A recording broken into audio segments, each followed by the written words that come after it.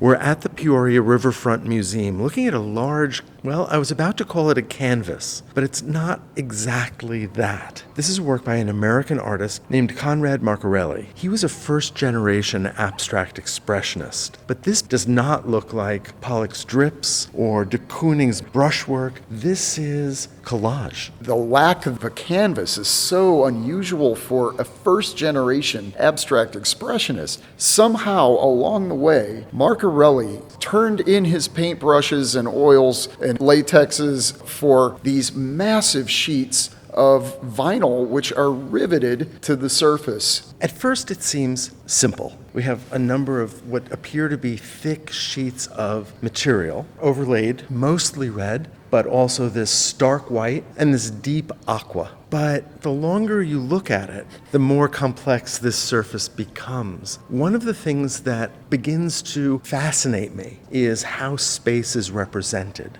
It is both emphatically flat in the way that collage is always emphatically flat because it announces these are sheets, these are things that are laid over each other, but at the same time, there's this incredible sense of deep space. The white panel could be interpreted as complete absence. This could be a hole in the surface. The blue could be something advancing. It also creates a bit of a barrier of sorts. It's a wall. It is a wall, and in fact, the famous inception of the artist's turn from painting to collage took place in the 1950s when Marca-Relli was in Mexico. He was fascinated by the light on the adobe walls, but he ran out of paint, and so he began to rip up and to cut canvas and to apply that, and loved the way that raw canvas began to replicate the textures of those surfaces that he was seeing around him. And so there is something architectural here. And this is essentially a very simple color scheme of red, white, and blue. You describe it as aqua, and I agree with you, but we are staring at this blue for so long against the red. I think it's turning greener as we stand here. There is this incredible retinal transformation that the piece, as quiet as it is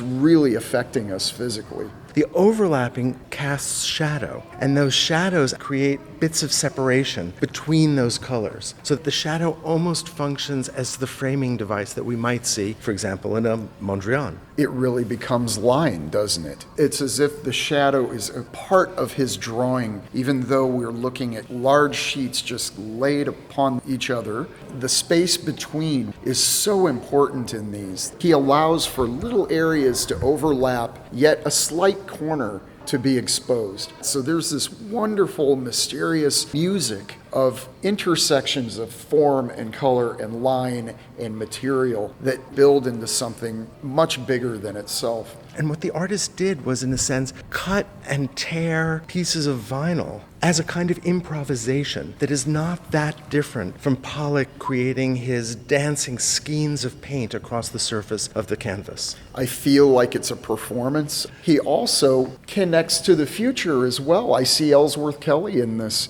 But the collage does not exist entirely by itself. The artist titled it. It's called Cristobal, the Spanish name for Christopher Columbus, but it's also a reference to a ship in the Spanish Navy that was sunk by U.S. forces during the Spanish-American War in the south of Cuba. In fact, it was the last of the Spanish fleet to be sunk. And so that opens up a series of questions. Is there a historical reference here? Or is the intent almost poetic, that it is a kind of historical overlay? I begin to see this as not only a point of possibility, but a point of destruction. There is a remnant quality to this, that not only can we see the way it's put together, we can see these little rivets that hold this piece, we also can imagine that we could pull these sheets back off, that it is available to us as a potential destructive act. And that physicality actually reminds me of the surface of the hull of a ship, where metal plates are riveted together to be watertight, but might they leak? Might they spring apart? And there is that tension here. One of the things that strikes me about the composition as a whole is that it's dirty. And this is not a conservation issue. This is intentional. And therefore it does recall a kind of industrial material. And in that way, this work, more than painting, is of our industrial cultural moment. These are just panels of vinyl that have been applied to a surface, and yet it's creating an entire universe of space and absence and form, and it is visually exciting in a way that is completely unexpected.